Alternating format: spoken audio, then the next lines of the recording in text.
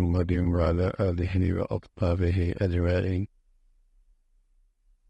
الحمد لله والصلاة والسلام على سيدنا محمد وعلى آله وأصحابه أجمعين. أما بعد، أعوذ بالله من الشيطان الرجيم. بسم الله الرحمن الرحيم. وسماكم المسلمين. صدق الله العظيم.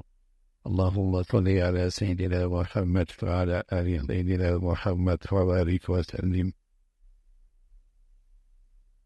ایک مسلم و صادق المؤمن الحق کی بات چل رہی تھی. ایک سچا مسلمان، اس کا اللہ تعالیٰ سے کیا تعلق ہوتا ہے،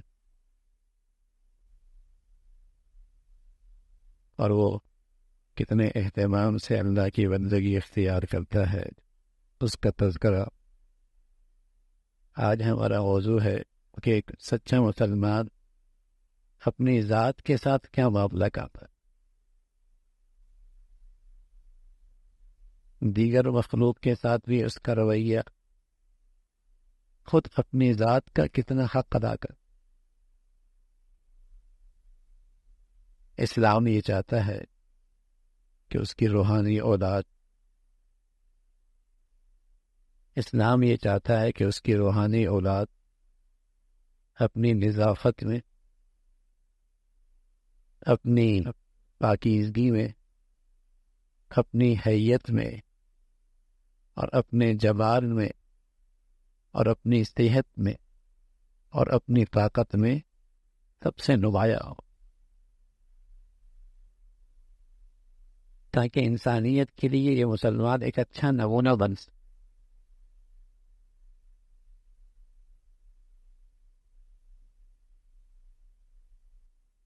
اس کے متعلق بھی ہمارا دین ہدایات دیتا ہے کہ ایک مسلمان کا اپنی ذات کے ساتھ کیسا برتاؤ، آیا اس کے حقوق ادا کر،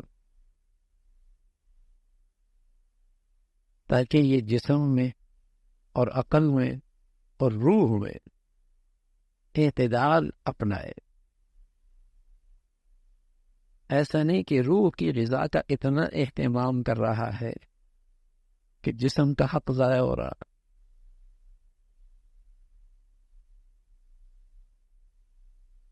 اس پر اس کی طاقت سے زیادہ مشقت ڈال رہا ہے.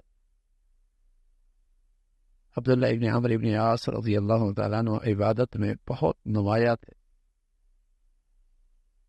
حضور علیہ السلام کی خدمت میں آئے اور میں آپ کے بارے میں یہ سنتا ہوں کہ تم ہمیشہ روزہ رکھتے ہو اور ساری رات عبادت کرتے ہو. کہنے کا بلا یا رسول اللہ کے رسول ایسا ہی ہے. فرمایا نہ، ایسا نہ کرو، روزہ رکھو، افطار بھی کرو، رات کو قیام کرو، آرام بھی کرو. تمہارے جسم کا بھی تم پہ حق ہے، تمہاری ان آنکھوں کا بھی تمہارے اوپر حق ہے، تمہاری بیوی کا بھی تم پہ حق ہے، اور تمہارے ساتھ جو ملنے جلنے والے آتے ہیں ان کا بھی تم پہ حق. سبحان. دین اسلام ایک اعتدال زندگی کا نام ہے.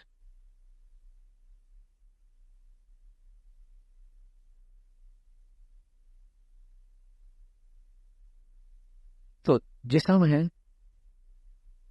ایک سچا مسلمان اپنے جسم کا خیال رکھتا ہے، اس کی صحت کا، اس کی نشاط کا، کی طاقت کا.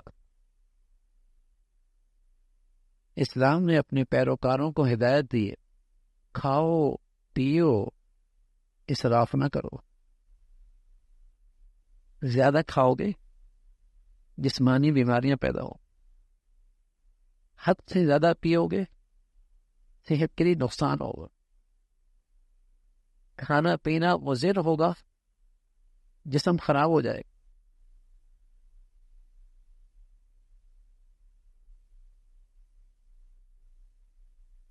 اس جسم کا بھی تو حق ہے، صحت کا بھی حق ہے. ایسی مضر چیزیں کھانے میں بڑا مزہ ہے لیکن صحت کے لیے اچھی نہیں ہے. کولڈ ڈرنک سب جانتے ہیں غلط ہے، اور یہ بھی جانتا ہے کہ سگریٹ صحت کے لیے اچھی چیز نہیں ہے. دین میں کیا حکم ہے وہ اگلی بات ہے، لیکن یہ سب جانتا ہے کہ صحت کے لیے اچھا نہیں ہے، پھر پی رہا ہے. بڑا نادان ہے. اس جسم کا حق ضائع کر رہا ہے، صحت کا حق ضائع کر رہا ہے، جانتا ہے.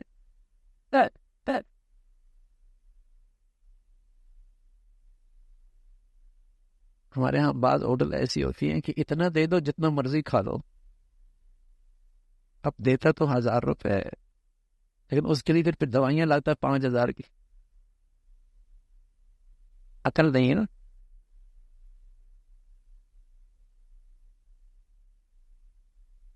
جسم کا ایک حق ہے، کھاؤ، اعتدال کے ساتھ کھاؤ، پیو اعتدال کے ساتھ پیو، صحت مند چیزیں پیو، صحت مند چیزیں کھاؤ. اس جسم میں کچھ حصہ پانی کا بھی رکھو، کچھ ہوا کا بھی رکھو، کچھ سانس کا بھی رکھو، کچھ حصہ اس کی غذا کے لیے رکھو. یہ ہمارا دین کہتا ہے، یہ اس جسم کا حق ہے. کلو واشربو ولا تسرفو، اسراف نہ کرو. اس کی نشاط کا بھی خیال رکھو، جس سے جسم خراب ہوتا ہے، کی صحت خراب ہوتی ہے، سستی اور کاہلی آتی ہے. اسلام اسے پسند نہیں کرتا. نظام صحت کا خیال رکھنا اور نظام جسم کی رعایت رکھنا یہ حق ہے جسم کا، اس کا خیال کرنا چاہیے. کسی قدر بدنی ایکسرسائز، چاہے وہ چہل قدمی ہو، چاہے کچھ بھی ہو، کچھ مشقت کا ایسا کام جس سے اس جسم کی کھائی ہوئی چیزیں ہضم ہو سکیں، خون کا دورانیہ ٹھیک رہے، نظام زندگی، نظام صحت ٹھیک رہے. یہ ہمارا دین ہے. حضور علیہ الصلوۃ والسلام فرمایا کرتے تھے کہ المؤمن القوی، صحت مند ایمان والا، طاقت والا ایمان والا، کمزور ایمان والے سے اچھا ہے.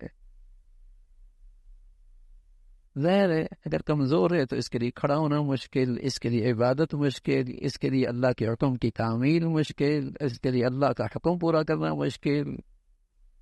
کتنے ایسے ہیں جو روزہ نہیں رکھ سکتا، کتنے ایسے ہیں کھڑا نہیں ہو سکتا. ایک روحانی کمزوری اور ایک جسمانی کمزوری دونوں مل جائے تو پھر عبادت کیسے ہوگی؟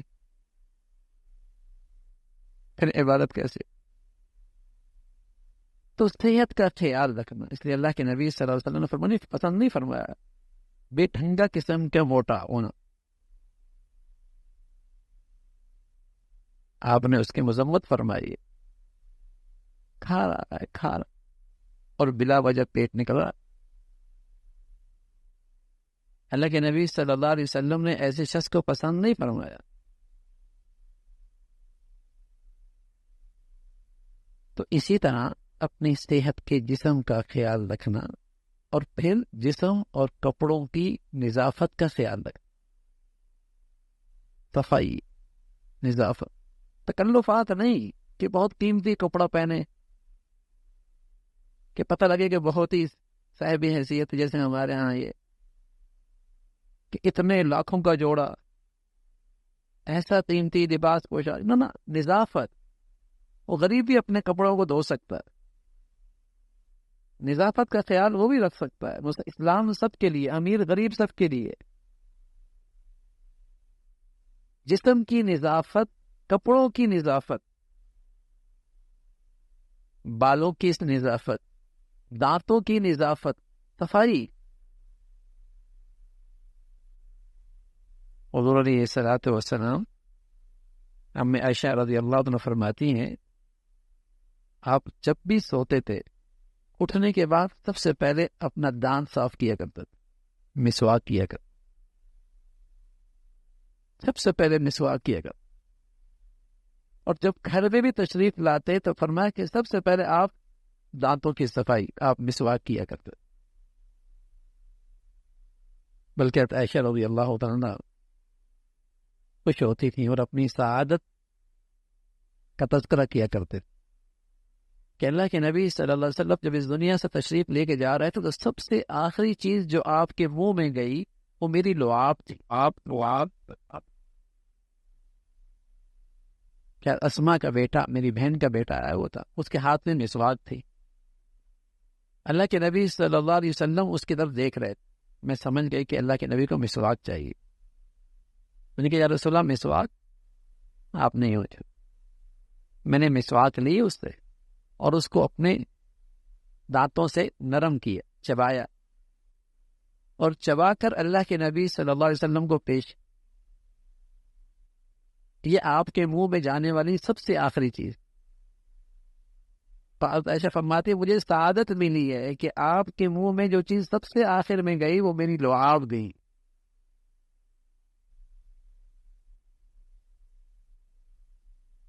تو صحت کا خیال رکھنا، نظافت کا اور پاکیزگی کا خیال رکھنا، کپڑوں کی صفائی اس کی رعایت رکھنا، غسل کا اہتمام کرنا، بالوں کو صاف رکھنا. آپ علیہ الصلوۃ والسلام فرمایا کرتے بال رکھتے تو پھر ان کا خیال بھی رکھا کرو نا. اس لیے کہ اللہ تعالیٰ کو مسلمان ایسا پسند نہیں ہے جو پراکندہ بال، بکھری ہوئی بال اور پوری حیت اور پوری صورت میں نظر آئے. مسلمان تو اسلام کا چہرہ ہے. مسلمان اسلام کا چہرہ ہے، ساری انسانیت کے لیے ایک نمونہ ہے. اس کی حیت ایسی ہو، اس کی نظافت اور طہارت ایسی ہو کہ دوسروں کے لیے وہ ایک اچھا نمونہ بن سکے.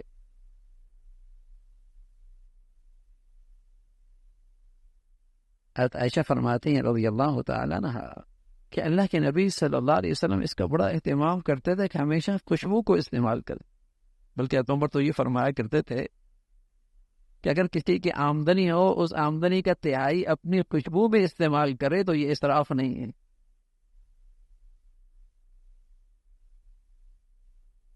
آپ منع فرماتے تھے کہ تم مسجد میں آؤ اور تم ایسی چیز کھا کے آؤ جس کی بدبو ہو، پیاز، اس قسم کی چیزیں، اور ایسی حیت کے ساتھ آؤ جس کی بدبو سے دوسروں کو تکلیف ہو. آپ منع فرمایا کرتے تھے ایسا شخص مسجد میں نہ آئے. تمہاری زبان سے بات ہو رہی ہے، دوسروں کو تکلیف ہو رہی ہے، بو آ رہی ہے، میرے لباس سے دوسروں کو تکلیف پہنچ رہی ہے، میرے جسم کی گندگی سے دوسروں کو تکلیف پہنچ رہی ہے. خذوا زینتکم عند کل مسجد. اچھی حیت کے ساتھ، اچھی خوبصورتی کے ساتھ، زینت کے ساتھ اللہ کے گھر میں آؤ. صفائی، نظافت، لباس، بال، کپڑے، خوشبو. خذوا زینتکم عند کل مسجد. اچھی حیت. تو یہ ہمارا دین ہے اور اسلام اپنے پیروکاروں کو اس طرح دیکھنا چاہتا ہے. مہنگا ہونا نہیں، قیمتی ہونا نہیں، صفائی ہونا. صفائی میں پیسہ نہیں لگتے، اہتمام لگتا ہے. تھوڑا سا اہتمام کرنا پڑتا، تھوڑی سی فکر کرنے پڑتی. بلکہ اگر آپ ٹوتھ پیسٹ استعمال کریں گے نا، مہنگا ہے، لیکن اس میں یہ ہے کہ اگر ایک دو دن بھی آپ نے چھوڑ دی تو آپ کے منہ سے بدبو آئے گی. مسواک سستی ہے، اگر اس کو آپ نے ایک دو دن چھوڑ بھی دیا تب بھی آپ کے منہ سے بو نہیں آئے گی، بو نہیں آئے گی. وہ اس سے سستی ہے، غریب بھی استعمال کر سکتا ہے. ہم چاہتے ہیں کہ ہماری گھر والی، ہمارے جذبات ہیں کہ وہ اچھی حیت میں میرے سامنے آئے، اچھی حالت میں سامنے آئے. تو اس عورت کے کچھ جذبات مرد کے لیے بھی تو ہوتے ہیں نا. وہ بھی تو یہ چاہتی ہے کہ اس کا شوہر اس کے ساتھ میں اچھی حالت میں آئے، اچھی کیفیت میں آئے. ظاہر ہے اگر اس کے منہ میں بدبو ہے، جسم سے بدبو ہے، کپڑوں میں بدبو ہے، اسے تکلیف ہوگی. راحت ملے اسے. ہم سمجھتے ہیں بزرگی نام ہے صرف نفل پڑھنے کا. نا نا نا، دین نام ہے ہر ایک کے حقوق ادا کرنے کا. اللہ کا حق، اللہ کے بندوں کا حق، اپنی ذات کا حق. دین نام ہے حقوق کی ادائیگی کا.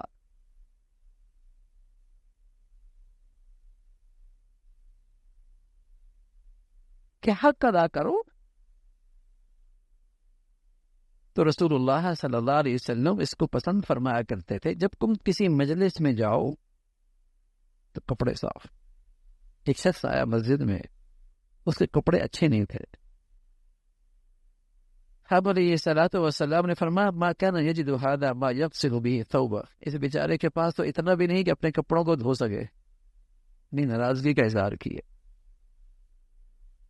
یہ نہیں کہا کہ اس کے پاس اتنا نہیں قیمتی کپڑے پہن کے آتا. نہیں، فرمایا اس کے پاس تو اتنا بھی نہیں ہے کہ کپڑے دھو کے پہن لیتا، دھو کے پہنتے.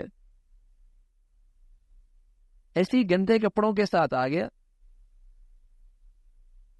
تو یہ اللہ کے نبی صلی اللہ علیہ وسلم نے اپنی امت کو تعلیم دی ہے. اور خاص طور پہ جب مسلمانوں کا اجتماع ہوتا ہے، جہاں مسلمان بہت سارے اکٹھے ہوتے ہیں، تو وہاں تو اللہ کے نبی صلی اللہ علیہ وسلم نے فرمایا خوشبو کے ساتھ آؤ، معطر ہو کے آؤ، تاکہ تمہارے اس اجتماعی ماحول سے کسی کی ذات کو تکلیف نہ پہنچے. خود حضور علیہ الصلوۃ والسلام کے تو پسینہ بھی بڑا خوشبودار تھا.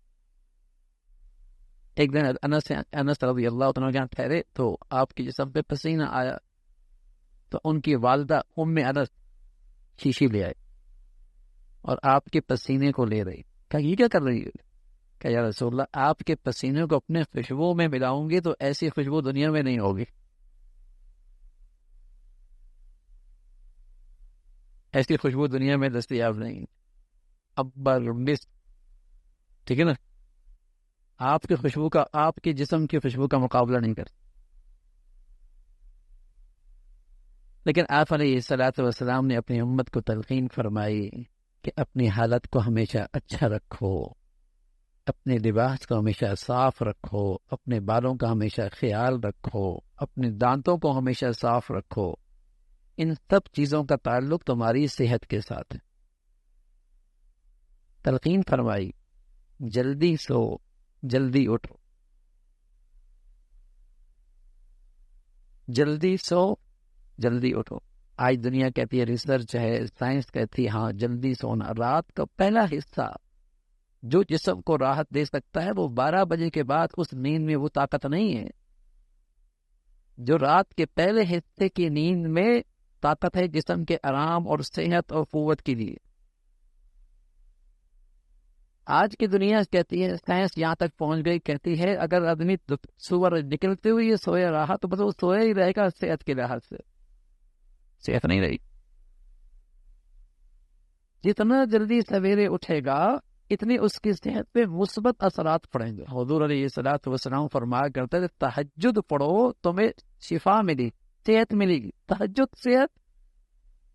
آج دنیا کہتی ہے اس وقت آسمان سے کچھ ایسی روشنی آتی ہے جو انسانی دماغ کے لیے سب سے زیادہ صحت مند ہے. دنیا آج اس کو یوں کہتی ہے، لیکن سچے نبی نے تو پہلے بتا دیا کہ اس وقت اللہ کا نور اترتا ہے. تو صدیوں سال پہلے اللہ کی نبی نے بتایا کہ جلدی سو، جلدی اٹھو. ہمارے بچے رات کو جاگتے ہیں، صبح سوتے. اور آج کی نئی نسل کی صحت کا تو حال دیکھو نا ذرا. ان کے اندر جو صحت ہے، اسٹمنا ہے، صفر. اس لیے کہ نہ غذا کا خیال ہے، نہ راحت و آرام کا خیال ہے، نہ اس جسم کی ایکسرسائز کا خیال ہے، نہ سونے جاگنے کی کوئی ترتیب ہے۔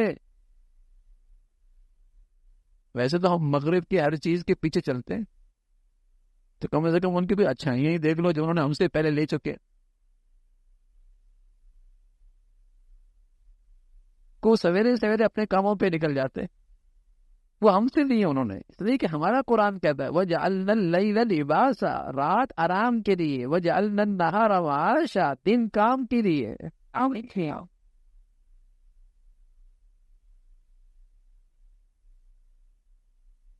لیکن الٹی گنگا بہ رہی ہے، انہوں نے ہماری اچھائیاں لے لی اور ہم نے ان کا گد لے لیا، سارا گد لے لیا۔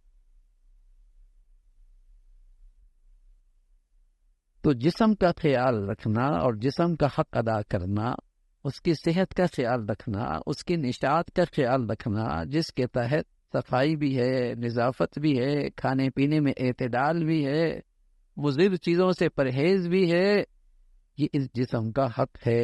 اللہ تعالی ہمیں اسلام کی یہ خوبیاں بھی نصیب فرمائے۔ اللہم لک الحمد کلو ولک الشکر کلو، اللہم لک الحمد کلو ولک الشکر کلو، اللهم إنا على ذكرك وشكرك وحسن عبادتك، اللهم إنا على ذكرك وشكرك وحسن عبادتك۔ الرحمن الرحيم، الحمد لله والصلاة والسلام على سيدنا محمد وعلى آله وأصحابه أجمعين۔ الحمد لله والصلاة والسلام على سيدنا محمد وعلى آله وأصحابه أجمعين، أما بعد، فأعوذ بالله من الشيطان الرجيم، بسم الله الرحمن الرحيم، وذكر فإن الذكرى تنفع المؤمنين، صدق الله العظيم۔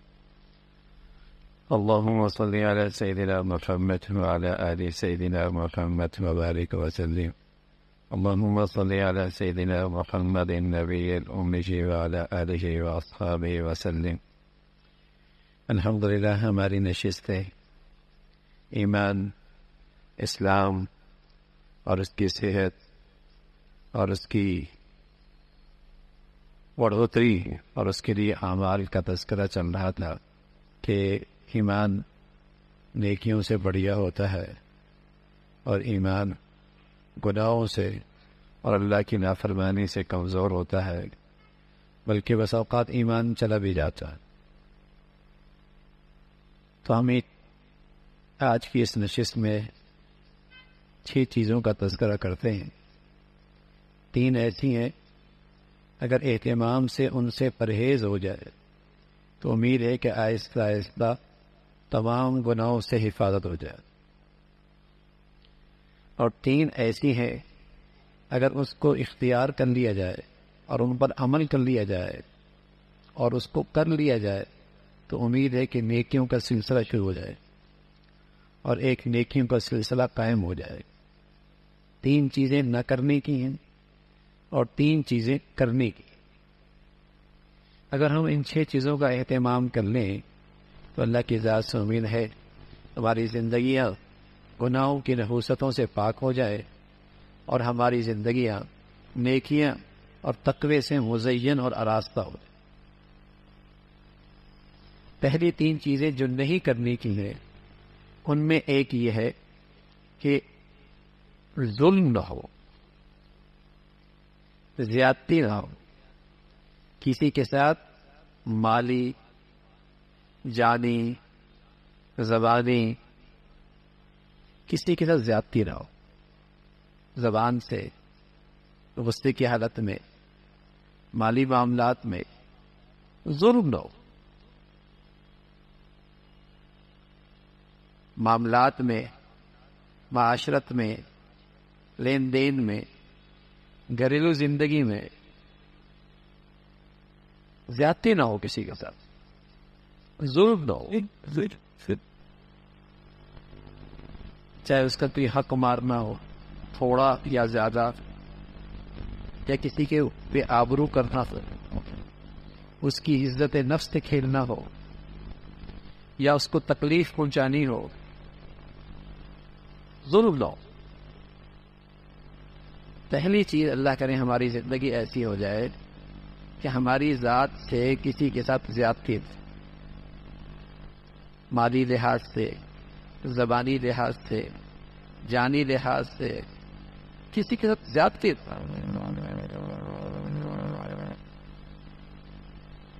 ایک اس چیز کا اہتمام ہو جائے۔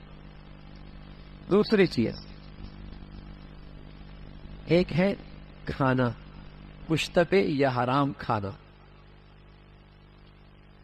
اس سے پرہیز، اس لیے کہ تمام ظلمات اور تمام اندھیروں کی جڑ، سیاہی کی جڑ یہ حرام کھانا، اس لیے کہ اسی غذا سے تمام اعضاء میں خون دوڑتا ہے، خون اسی سے بنتا ہے، تمام اعضاء میں یہی خون دوڑتا ہے، پھر اس غذا کا اثر آدمی کے اعضاء اور جوارح پہ ہوتا ہے، تو جیسی غذا ہوتی ہے ویسے ہی اس کی زندگی میں پھر اعمال سرزد ہوتا ہے۔ دیکھو حرام کھانے والا بے حیا ہو اور اس کے لیے بد سے بد کرنا آسان ہو جائے گا، بس اوقات حرام کھانے سے اس کا دل مست ہو جائے گا، جیسے الٹا برتن ہو تو اس میں کچھ بھی نہیں آتا، ایسی بس اوقات حرام کھانے سے دل ایسا الٹا ہو جاتا ہے کہ اس کے اندر خیر کی بات اترتی نہیں، غذا حرام ہے، آمدنی حرام ہے، مال حرام ہے، تو حرام کھانے سے بچا جائے، ظلم سے بچا جائے، اور لقمہ حرام سے اور لقمہ مشتبہ سے اس سے پرہیز۔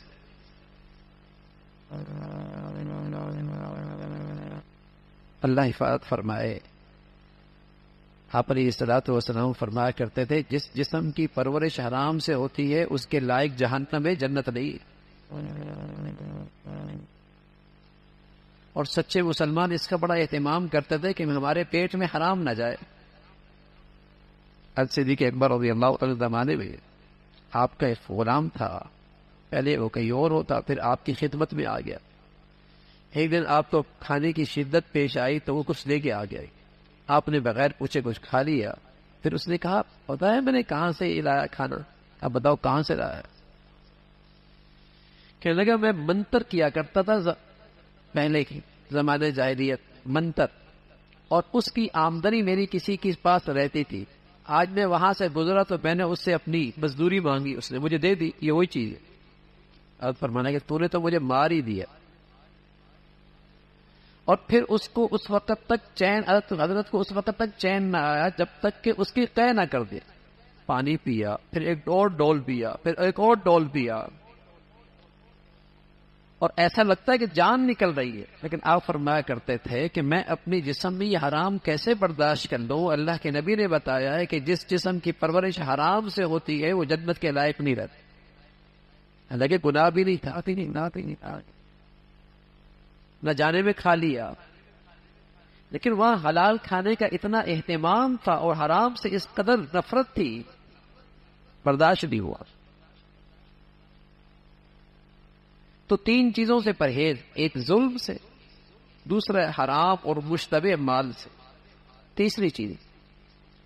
تیسری ان میں ہے کسی بھی غیر محرم عورت یا عورت کے لیے کسی غیر محرم مرد سے کسی قسم کا علاقہ رکھنا، خواہ اس کو دیکھنا یا اس سے دل خوش کرنے کے لیے ہم کلام ہونا، یا تنہائی میں اس کے پاس بیٹھنا، یا اس کی پسند طبع کے موافق اس کو خوش کرنے کے لیے اپنی وضع، اپنے کلام کو آراستہ کرنا۔ میں سچ عرض کرتا ہوں اس تعلق سے جو خرابیاں پیدا ہوتی ہیں اور جو مصائب آتے ہیں وہ احاطہ تحریر سے باعث ہے، اور یہ چیزیں اب آسان ہو گئی موبائل کی نحوست کی وجہ سے۔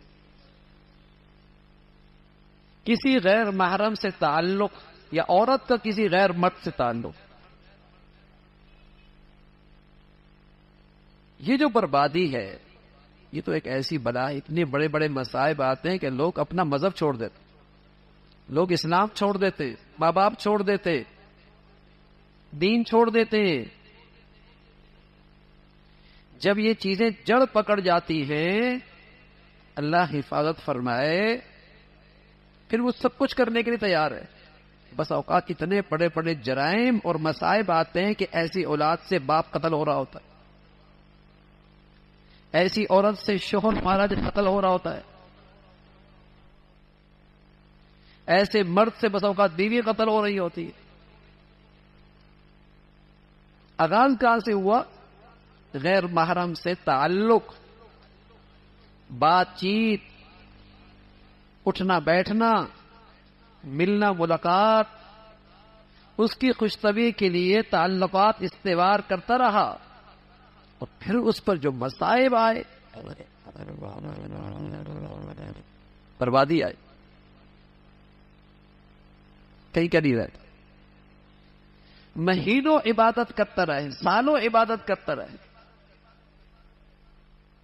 ایک بچہ آج فجر میں میرے پاس آیا کہ میں نے عمرہ بھی کیا ہے، سب کچھ کیا ہے، روزے بھی رکھتا ہوں، لیکن یہ جو تعلق ہے اندر کا ایک غیر محرم سے، اس کی وجہ سے کچھ بھی نہیں، اندر سے خالی محسوس ہوتا. میں نے کہا شکر ہے، نیکی ہے تمہارے اندر، تمہیں یہ احساس تو ہو رہا ہے. کیونکہ جب تک اندر کینسر باقی رہے گا گناہ کا، تو اس کینسر گناہ کے ساتھ آپ نیکیاں کرتے رہیں.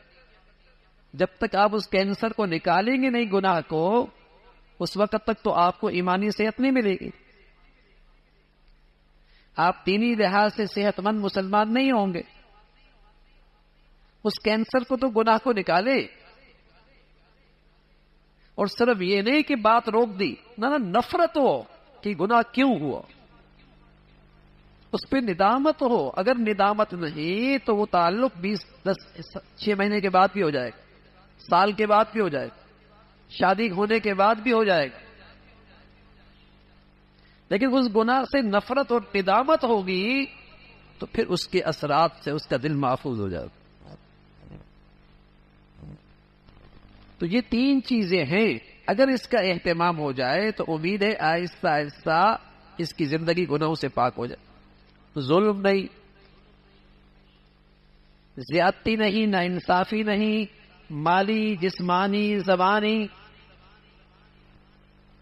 ایک دوسری چیز، مشتبہ حرام مال نہیں، وہ میری غذا نہ بنے، میرے گھر میں نہ آئے، میری اولاد نہ کھائے. 2 چیزیں ہو. اور تیسرا، غیر محرم سے تعلق کسی بھی قسم کا، اس پہ جو مصائب اور جو پریشانیاں اور جو حادثات آتے ہیں وہ بیان سے باہر، وہ احاطہ تحریر سے باہر. یہ 3 چیزیں ہیں جو نہیں کرنی. اگر اس پہ آ جائیں گے، اللہ کی ذات سے امید ہے انشاءاللہ بہت ساری برائیاں چھوٹ جائیں گی، بہت ساری برائیاں چھوٹ جائیں. اب 3 چیزیں کرنے کی ہیں. ان میں پہلی چیز ہے، ایک ہے نماز. جس طرح بھی ہو سکے 5 وقت کی نماز پڑھتا رہے، اور حتی الامکان جماعت حاصل کرنے کی کوشش کرے. بدرجہ مجبوری، کئی سفر میں ہیں، کئی ریل میں ہیں، کئی فلائٹ میں ہیں، جماعت نہیں مل رہی، تو اس کے برعکس پڑھ سکتا ہے. ورنہ حتی الامکان نماز جماعت کے ساتھ، اس سے آپ کا مسجد سے تعلق مضبوط ہو. مسلمانوں کے لیے ایمان کے لحاظ سے پاور ہاؤس ہوتا ہے. جو اہل ایمان کے لیے، اس کی ایمانی زندگی کے لیے پاور ہاؤس کی طرح ہے. میں کمزور ہوں نماز پڑھنے میں، لیکن مسجد میں آیا، وہاں نماز کی پاور بہت. کوئی اللہ والا ہے، کوئی نیک آدمی ہے، کوئی اللہ کا متقی پرہیزگار بندہ ہے، میں بھی جماعت میں شریک ہوا، اس کی برکت سے میری نماز بھی بڑھیا ہو. پاور ہاؤس ہے، یہاں پاور ملتی ہے ایمان والوں. اور مسجد تو ہے بھی ایسی کہ آدمی مسجد میں آیا، اور جب تک مسجد میں نماز کے انتظار میں بیٹھا رہا، اللہ کے نبی فرمانا کہ ایسا ہے جیسے ہی نماز پڑھ رہا، بشرطے کہ اس سے کسی کو تکلیف نہ ہو، یہ دنیاوی بات چیت نہ کر. جب تک نماز کے انتظار میں بیٹھا ہے، اللہ کے فرشتے اس کے لیے دعائیں خیر کر رہے ہیں.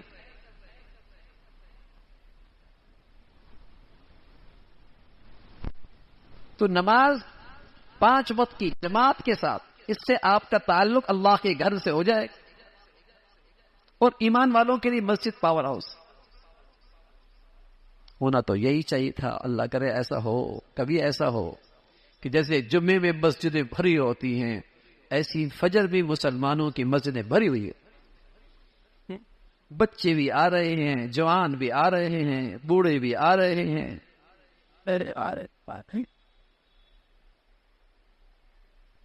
نماز انما یعمر مساجد اللہ من آمن باللہ والیوم الآخر. اللہ کے گھروں کو آباد رکھنے والے، ان کی ایمان کی گواہی دے دو، یہ ایمان والے،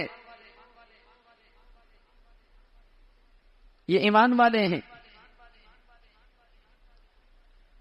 تو 3 چیزیں نہیں کرنے کی، 3 چیزیں کرنے کی ہیں. ان میں ایک پہلی چیز کرنے کی، نماز کا اہتمام، کیونکہ اس سے دربار الہی میں ایک تعلق اور ایک ربط قائم رہتا ہے. اور اس کی برکت سے اللہ تعالیٰ فرماتے ہیں کہ آدمی کی حالت درست ہو جاتی. ان الصلاۃ تنہی عن الفحشاء والمنکر. نماز جتنی بڑھیا ہوتی چلی جائے گی، یہ نماز اس کو بے حیائی کے کاموں سے اور برائی کے کاموں سے روک دے گی.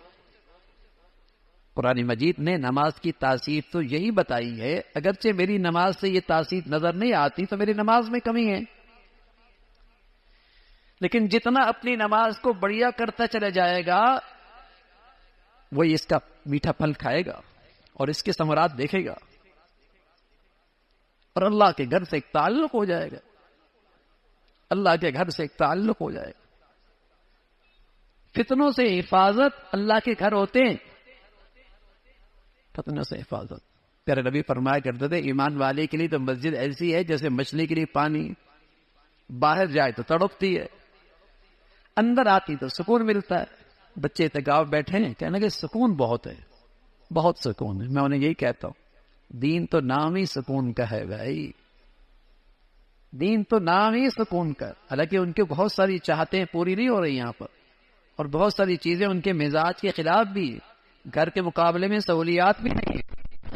لیکن جہاں ایمان ہے اور جہاں نیکی کے اعمال ہو رہے ہیں اور جہاں نیک لوگ بیٹھے ہوئے ہیں اور جہاں اللہ کے فرشتوں کے ڈیرے ہیں، تو وہاں سکون کیوں نہ ہو.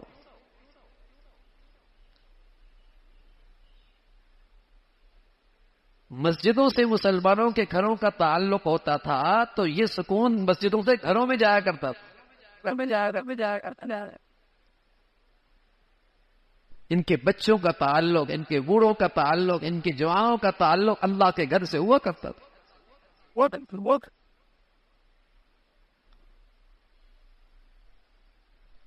تو پہلی چیز، کچھ بھی ہو نماز کا اہتمام کر. غمی ہو، خوشی ہو، سفر ہو، حضر ہو، دفتر میں ہو، یونیورسٹی میں ہو، کالج میں ہو، اپنوں میں ہو، بیگانوں میں ہو، ٹھیک ہے بھائی، میٹنگ ہوتی رہے گی. نماز کے وقت میں نماز پڑھوں گا. نماز، میں پہلے مسلمان ہوں بعد میں تاجر ہوں، پہلے مسلمان ہوں بعد میں افسر ہوں، پہلے میں تاجر ہوں بعد میں کاروباری ہوں، پہلے میں مسلمان ہوں بعد میں صنعت کار ہوں، پہلے میں مسلمان ہوں بعد میں مزدور ہوں، پہلے میں مسلمان ہوں بعد میں چوکیدار ہوں، پہلے میں مسلمان ہوں بعد میں کسی کا ملازم ہوں، پہلے میں اللہ کا بندہ ہوں. نماز نہیں چھوڑوں. اس کا اہتمام ہو جائے. رمضان کی مقدس گھڑیاں ہے، ہم دل ہی دل میں عزم کریں کہ ہم ایسا کریں گے. اور دل میں مسلمان جب رمضان میں کسی چیز کو طے کر لیتا ہے تو اللہ تعالیٰ پھر زندگی میں آسان بھی فرما دیتے کہ نماز نہیں چھوٹے گی. ہم جی نماز نہیں چھوٹے. تو ایک چیز جو کرنے کی ہے نماز کا اہتمام. دوسری چیز جو کرنے کی، ان میں ایک ہے دین کا حاصل کرنا، علم حاصل کرنا، خواہ کتابوں سے یا علماء کی صحبت سے. بلکہ تحصیل کتب کے بعد بھی علماء کی صحبت ضروری ہے. مراد ہمارے علماء سے وہ علماء ہیں جو اپنے علم پر عمل کرتے ہوں اور شریعت کے مطابق زندگی گزارتے ہوں. ایسے بزرگوں کی صحبت اور خدمت جس قدر میسر آ جائے غنیمت کبریٰ، نعمت عظمیٰ ہے. اگر ہر روز ممکن نہ ہو تو ہفتے میں آدھا گھنٹہ ضرور اس کا اہتمام کریں گے تو اس کا خود آپ برکتیں دیکھیں. دین سیکھنا، دین سیکھنا، کسی دین کی مجلس میں اپنے گھر والوں کو لے کے جانا، اپنی عورتوں کو لے کے جانا، اپنے بچوں کا لے کے جانا، ہر ہفتے میں ہو جائے، 15 دن میں ہو جائے، تو کم از کم مہینے میں تو ایک مرتبہ ہو جائے، جہاں انہیں حلال حرام، جائز ناجائز، صحیح غلط، ایمان کی حقیقت، برائیوں کا پتہ، کوئی صحبت ملے نا اچھے علماء کی. اور اچھے علماء کا مطلب یہ ہے میرے عزیزو کہ جہاں بیٹھنے سے، صحبت میں بیٹھنے سے اللہ یاد آ جائے، جہاں بیٹھنے سے آخرت کی فکر بڑھ جائے، جن کے پاس بیٹھنے سے دنیا کی بے رغبتی بڑھ جائے، جن کے پاس بیٹھنے سے دینی زندگی میں ترقی ہونے لگے، اگر ایسی صحبت مل جائے یہ نعمت عظمی ہے، یہ اللہ تعالیٰ کا بڑا انعام ہے، یہ اللہ تعالیٰ کا بڑا انعام. ایسی صحبت ضروری ہے. 2 چیزیں ہو گئی. تیسری چیز میرے عزیزو یہ ہے کہ غلطی تو ہو جائے گی. تیسری چیز ہے جب بھی کوئی لغزش ہو جائے تو فوراً بغیر انتظار کیے توبہ استغفار کرے.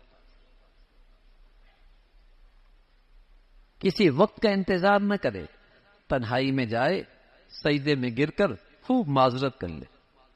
اگر رونا آوے تو رو لے، ورنہ رونے کی صورت ہی بنا لے. یہ 6 چیزیں ہو گئی.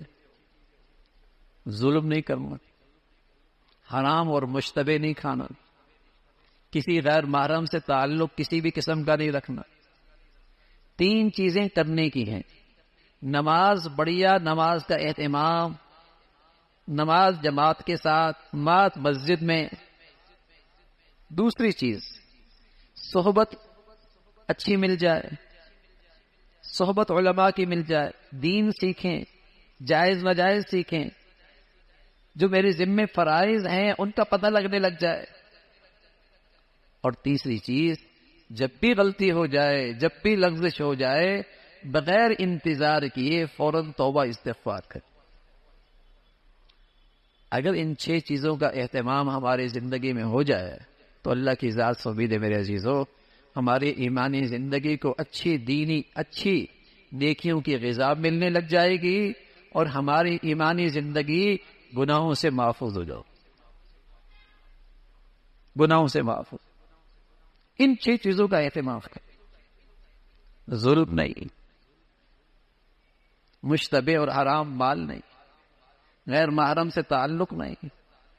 3 چیزوں کا اہتمام، نماز کا اہتمام، صحبت علماء جن کے پاس بیٹھنے سے دین میں ترقی ہو، آخرت کی فکر پیدا ہو، دین کی سمجھ پیدا ہو. اور تیسری چیز روزانہ توبہ اور استغفار کا اہتمام، توبہ اور استغفار کا اہتمام، سچی معافی، جیسی غلطی ہو گئی سچی معافی مانگ.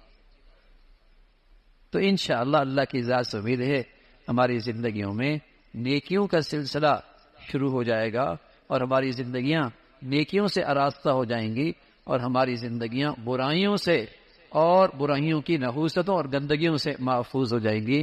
اللہ تعالی ہم سب کو بھائی اس کی توفیق نصیب فرمائے، اہتمام نصیب فرمائے.